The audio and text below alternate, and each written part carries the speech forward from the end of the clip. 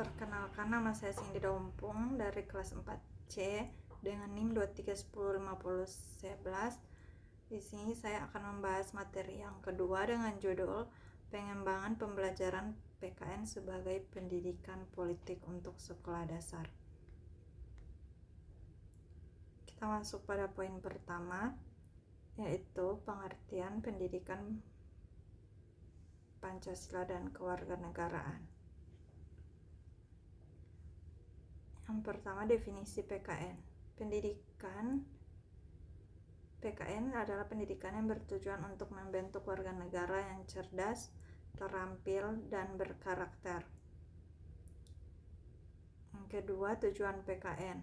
Tujuan PKN yaitu menanamkan pemahaman tentang hak dan kewajiban serta nilai-nilai moral dan etika. Poin yang kedua, urgensi pendidikan PKN sebagai pendidikan politik. Yang pertama, membangun kesadaran politik sejak dini. Seperti dengan cara mengajarkan siswa tentang hak dan kewajiban sebagai warga negara. Membantu siswa memahami prinsip-prinsip demokrasi dan pentingnya partisipasi dalam pemilu. Yang kedua, memperkenalkan nilai-nilai demokrasi. Memahami prinsip-prinsip demokrasi dan pentingnya partisipasi dalam pemilu.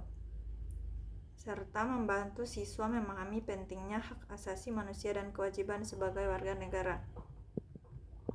Yang ketiga, menanamkan nilai Pancasila dalam konteks politik, yaitu menginternalisasi nilai-nilai Pancasila dalam kehidupan politik dan membantu siswa memahami pentingnya nilai-nilai Pancasila dalam kehidupan sehari-hari.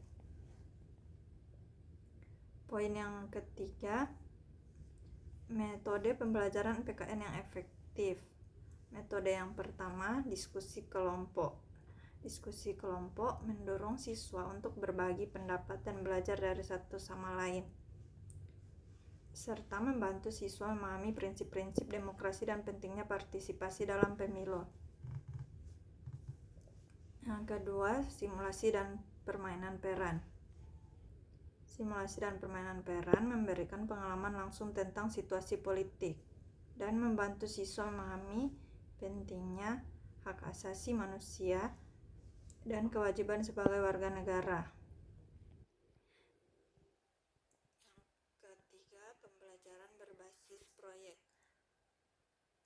Pembelajaran berbasis proyek melibatkan siswa dalam proyek yang berkaitan dengan kehidupan politik dan membantu siswa memahami pentingnya nilai-nilai Pancasila dalam kehidupan sehari-hari. Poin yang keempat, tantangan dan solusi.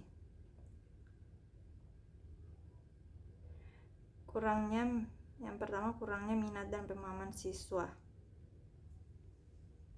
Solusinya mengubah pendekatan pembelajaran menjadi lebih interaktif, membantu siswa memahami prinsip-prinsip demokrasi dan pentingnya partisipasi dalam pemilu. Yang kedua, tantangan yang kedua, keterbatasan sumber daya dan fasilitas. Solusi yang dapat diberikan yaitu dengan memanfaatkan sumber daya yang ada secara kreatif, dapat membantu siswa memahami pentingnya hak asasi manusia dan kewajiban sebagai warga negara.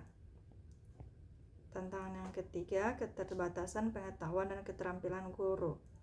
Solusi yang dapat diberikan yaitu dengan memberikan pelatihan dan pengembangan profesional bagi guru.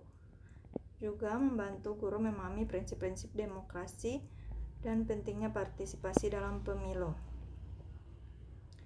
Yang dapat saya simpulkan dari materi yang saya jelaskan bahwa pendidikan PKN sebagai pendidikan politik di sekolah dasar sangat penting untuk membekali siswa dengan pemahaman yang matang tentang kehidupan bernegara. Sekian, terima kasih.